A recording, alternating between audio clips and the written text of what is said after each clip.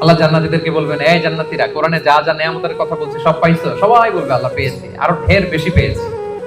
সবাই খুব খুশি যে আল্লাহ যা যা বলছেন আমরা হিসাব মিলাই দেখছি যে সব আপনি দিয়েছেন, এর চেয়ে বেশি দিয়েছেন। একজন হাত তুলে বলবে আল্লাহ পাই নাই, একটা জিনিস পাই নাই। আল্লাহ বলবে ঘটনা কি? সবাই, কারো কোনো কমপ্লেন নেই, তোমার আবার কি কমপ্লেন? তুমি পাও নাই বলতে কি পাও নাই? বলতেছে আল্লাহ আসলটাই তো পাই নাই। আসলটা মানে বলে যে আপনারাই তো পাই নাই। আপনার হেজাব থেকে আমরা কথা শুনতেছি, মানে পর্দার অন্তরালে, কিন্তু আপনাকে তো দেখি নাই। আপনার যে নূর, আপনার নূরের যে সৌন্দর্য,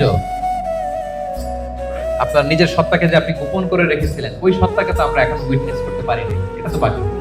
আল্লাহ বলবেন হ্যাঁ এইটা বাকি, এটা আমি খুব জাঁকজমক ভাবে তোমাদেরকে দেখাবো। বিশাল জান্নাতের কনফারেন্স হলে সামনে নবীরা বসবেন, সিদ্দিক, শুহাদা, সালেহ সবাইরা বসবেন, আমরা ইমানদাররা বসার সুযোগ পাবো সেদিন।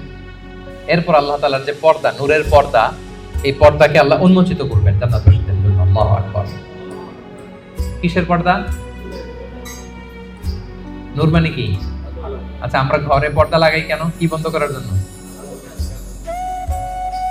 আমরা ঘরে যে কার্টেন লাগাই, পর্দা কি ঢাকার জন্য? আলো ঢাকার জন্য। কিন্তু আল্লাহর পর্দাটাই আলোর পর্দা, নূরের পর্দা। এরপর আল্লাহ তাআলা নিজেকে সেদিন প্রকাশিত করবেন। আল্লাহর নূরের এক ঝলক তিনি প্রকাশিত করবেন। জান্নাতীরা পাগলের মতো ওই নূরের ঝলকের দিকে বিমোহিত হয়ে তাকিয়ে থাকে।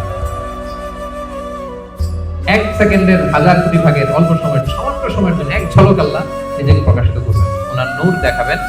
জান্নাতীরা ওই নূর দেখে অপলক নেত্রে বিমোহিত হয়ে তাকিয়ে থাকে পাগলের মতো। কি দেখলাম, এত সুন্দর, এত বড় নেয়ামত, কিন্তু সামনে কিন্তু আর নাই, ওই নূরের ঝলকানি কিন্তু আর নাই। এক ঝলক দেখে এভাবে সব কোটি কোটি বছর কেটে যাবে। আল্লাহু আকবার।